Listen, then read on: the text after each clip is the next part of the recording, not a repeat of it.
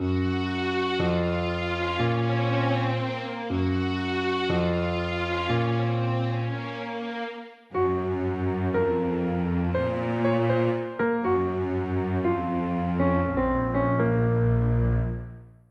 montagne vivante.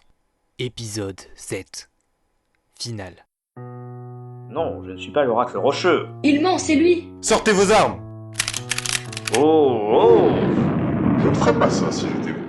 Ne tirez pas! Pourquoi dites-vous cela, monsieur Pierre Granier? Ou plutôt devrais-je dire l'oracle rocheux? Premièrement, je trouve cette appellation d'oracle rocheux un peu réductrice. Voyez-vous, je ne suis pas un envoyé de la montagne. Je suis la montagne. Deuxièmement, la chute de pierre que vous venez d'entendre, c'est un éboulement qui vient de boucler le sous-sol dans lequel nous nous trouvons. Si je meurs ici, enfin si l'être humain que j'ai pris pour hôte meurt ici, vos collègues n'auront jamais le temps de vous libérer avant que vous mouriez. De soif, de faim, ou d'asphyxie. Ou d'une autre des multiples manières que les humains ont de mourir. Vous êtes vraiment très inventif à ce sujet d'ailleurs. Je vais libérer le passage. Mais pour ça, je vous demande de poser vos armes. C'est d'accord. Posez tous vos armes. Mais restez sur vos gardes.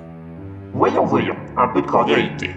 Si je le voulais, je déclencherais le cataclysme ici et maintenant. Mais je mourrais avec la ville et ça serait inutile. Figurez-vous qu'au moment où nous parlons, ceux que vous appelez les fanatiques de la montagne font irruption à l'étage de la société minière. Ce n'est qu'une diversion, bien entendu. Pendant qu'une autre partie d'entre eux affaiblira les fondations du bâtiment. Rendez-vous compte, il ne suffira que d'un petit tremblement pour faire s'écrouler cette maudite société minière, et la ville en ressortira indemne. Je vais donc aller à la montagne, rejoindre mon corps originel, déclencher ce petit tremblement, et pouf, tout sera fini. Et oui, au fait, j'ai eu du mal, mais j'ai très vite appris comment les humains marchaient. Néanmoins, c'était bien pratique de se faire passer pour un infirme. Bon, il est temps de nous dire au revoir. Reprenez vos armes. Suivons-le jusqu'à la sortie obstruée. Mais ne faites rien de dangereux. Ne tirez que lorsqu'il aura libéré l'accès. Vous gardez Mathieu ici. Tiens, vous êtes encore là. Eh bien, prenez ça en guise d'au revoir.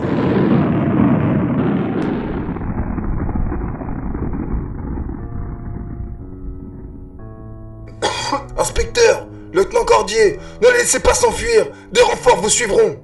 Oui, Je viens vous aider.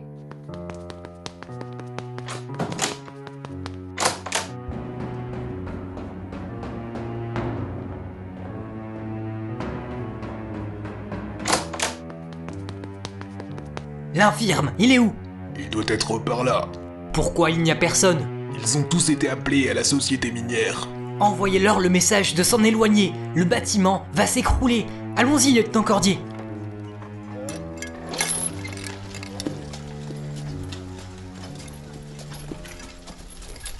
Les fidèles dans la rue, ils ont tous mis leur attirail vert sombre. L'oracle, enfin je veux dire la montagne, a dû se procurer le même en fuyant.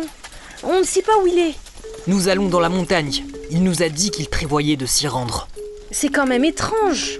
Quoi donc? Que la montagne nous dévoile son plan comme ça? Je ne sais pas, mais on ne peut pas le laisser rejoindre la montagne. Nous y voilà. Le voilà. Il rejoint la montagne. Allez-y, lieutenant Cordier. Nous restons prêts à partir si ça tourne mal.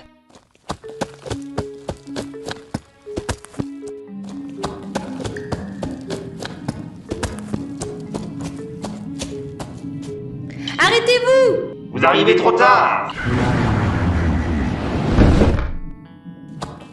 Pierre! Oh non, mais qu'ai-je donc fait? Je me rappelle de vous. J'ai assisté à tout ce que la montagne a fait. Je me souviens même de ses pensées. La comtesse Octavia, elle est la clé. Nous devons nous rendre à son domaine.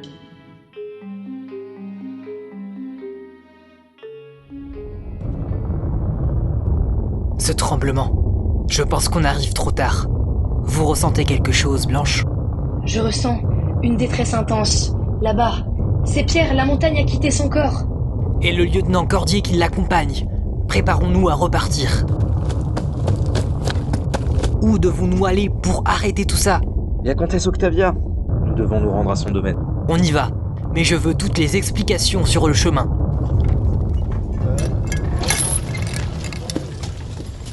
Celui que vous appeliez Oracle Rocheux, c'était l'esprit de la montagne.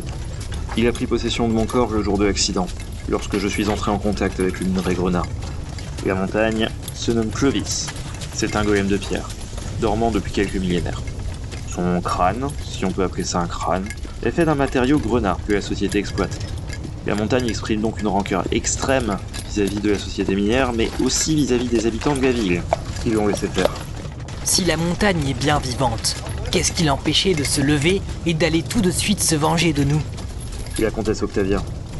Elle a très vite compris et a anticipé le problème. Dès les premiers tremblements de terre, elle garde actuellement un golem juvénile dans son sous-sol pour protéger le village. Il doit venir de très loin. Elle a dû se renseigner et apprendre qu'aucun golem adulte risquerait à faire du mal à un des siens. C'est ça que ressentait l'éveillé le jour où l'on s'est rapproché de son domaine. Tout à fait. Elle le sentait déjà dans la ville, sans pouvoir le localiser. C'est ce dilemme qui l'a forcé à utiliser mon corps pour résoudre le problème. Le jour où vous êtes allé voir la comtesse, la montagne a senti le golem juvénile et l'a localisé, grâce à vos indications. Elle a alors chargé ses fidèles d'une mission. À son signal, ils doivent faire intrusion dans le domaine de la comtesse et libérer le golem juvénile, pour l'emmener loin de cette ville. Et quel est son signal? Le tremblement de terre actuel. Si je comprends bien, la montagne se sert de ses fidèles pour évacuer le bébé golem, le golem juvénile, et pouvoir enfin rayer le village de la carte. Exactement. La comtesse pense avoir gagné sur toute la ligne. Il faut protéger le golem juvénile. Tant qu'il est dans cette ville, la montagne ne se lèvera pas. Et nous trouverons une solution ensuite. Et donc, l'effondrement de la société minière, c'était un leurre? À moitié. La montagne comptait quoi qu'il arrive détruire la société minière en premier, avant de détruire la ville entière, si le golem juvénile est loin d'ici.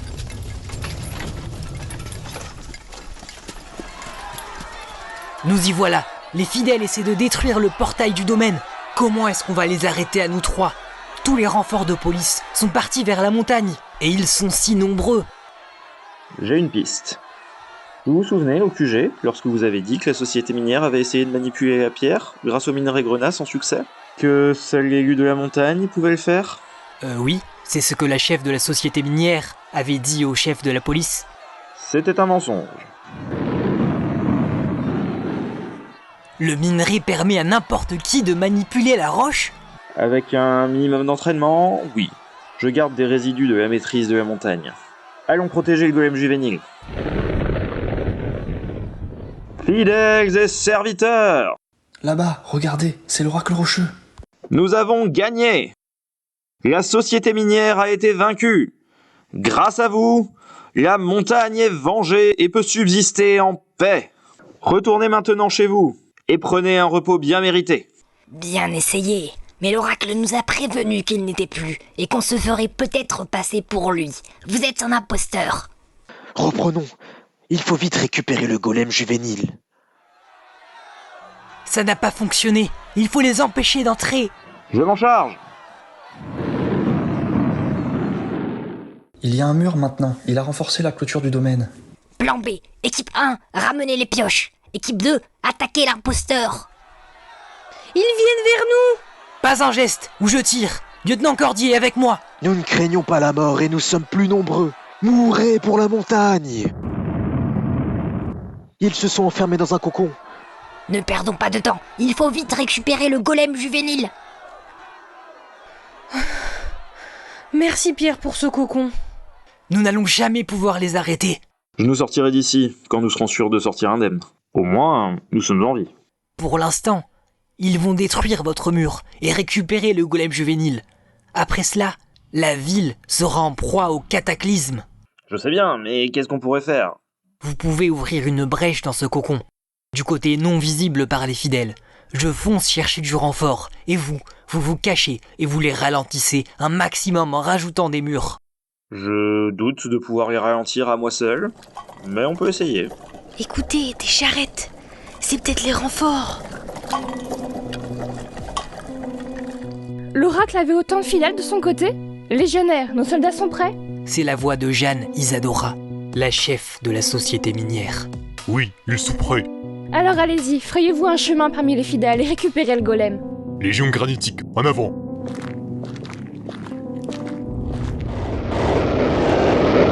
Mais regardez, regardez, des oracles rocheux. À couvert! Pas question de se cacher. Chargez! Pour la montagne.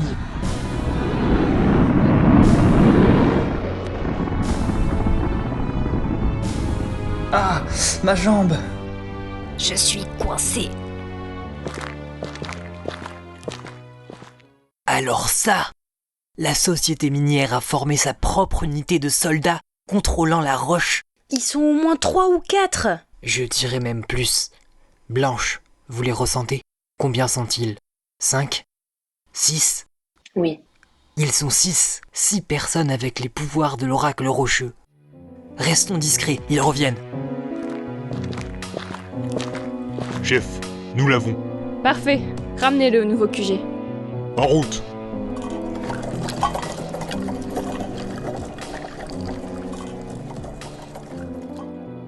C'est exactement ce que la montagne craignait.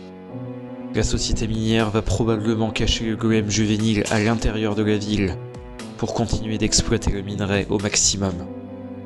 Allons faire notre rapport au chef. La ville est sauvée de la montagne, mais c'est une nouvelle guerre qui commence contre la société minière.